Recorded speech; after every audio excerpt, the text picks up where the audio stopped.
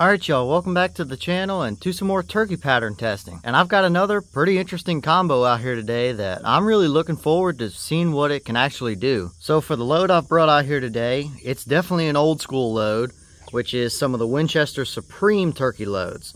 These are a 12 gauge, 3 inch, 1 3/4 ounce of lead 4s. And there is no velocity on the box here, but I do have the chronograph, so we'll be able to see what kind of speed we're going here. And as for the setup I've brought out here today, it's one that we should be able to see a really good pattern through with those shells. That being my Mossberg 835 Ulti-Mag, but I threw in this choke. This is the stock turkey full choke. It's a 710 constriction. Since these 835s are overboard to a 10 gauge bore size, that 710 is roughly about equal to an extra full in a normal 12 gauge. So I think with that being a little bit more on the open side, that we're going to be able to see a really good pattern out of these lead 4s. Now from previous tests, we know that the lead 4s in particular tend to like the more open constrictions. So the shell, we already know those shells shoot pretty good, and with this gun and choke combination, I have some pretty decent hopes here for what we're going to see. But as for the test, it's going to be the same as usual. I have the turkey target down here at 40 yards, so I'll head up and take the shot. I do also have the chronograph, so then we'll take a look at that and see what kind of velocity we were moving, and then we'll go down and see how they actually perform. So let's go over here and get you guys a view of the target. I'll head up and take our shot, and then we'll take a look at things and see how they actually performed.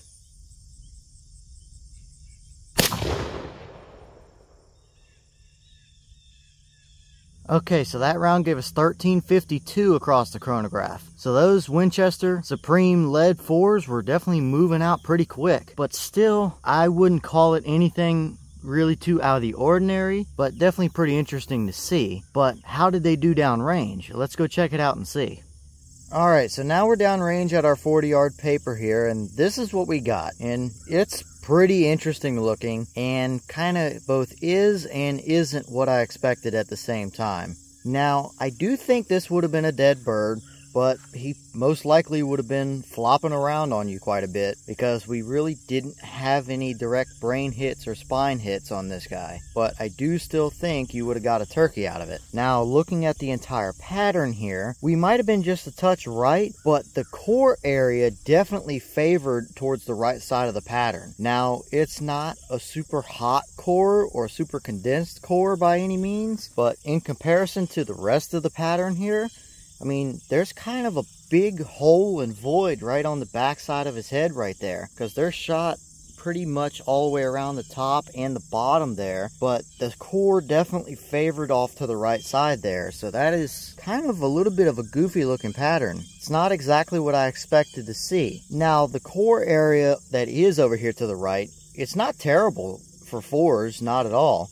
Now, if that was actually centered up, I think it would look a lot better. So I don't think I would call this a terrible pattern, but it's definitely a little bit on the goofy side. Now the core area to the right there, it's not bad for 4s like I said a minute ago, but the rest of the pattern didn't really do what I expected it to do. So really, I could take it or leave it as far as this one goes. I was hoping for a little bit better, but it's definitely not the worst we've ever seen as for a lead turkey pattern like that.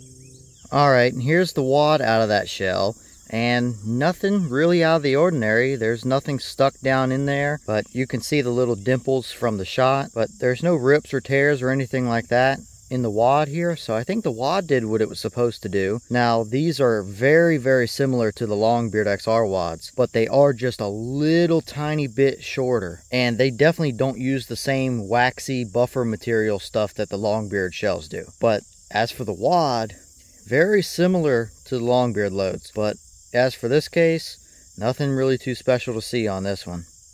Alright y'all, well, what did you think about that pattern? I don't know, like I said earlier, I could kind of take it or leave it, to be honest with you. It's not the worst we've seen, but it's definitely a little bit on the goofy side. Now that core wasn't terrible at all for a lead load of 4s, but it doesn't do you any good when it's way off to the right like that. So I don't know, what do you guys think about it? It's definitely a little bit on the goofy side, but it's not the worst we've seen. So leave your comments, let me know your thoughts about it. And I still have a couple of those shells left, so if there's a setup combination that you would like to see me try some of those through, then leave a comment and I'll bring them out here and run them through it and see what they give us. But at the end of the day, you probably would have still had a dead bird here, but definitely not anything super amazing and not quite as good as what I thought it might be, I guess I could say. But with that being said, we have an Instagram now, so I'll leave it in the description below if you would like to go over there and see sneak peeks and updates and things like that. Feel free. But with that being said, I've got several more tests I want to run out here today for you guys, so I'm going to jump back to it, and I'll see y'all in the next one.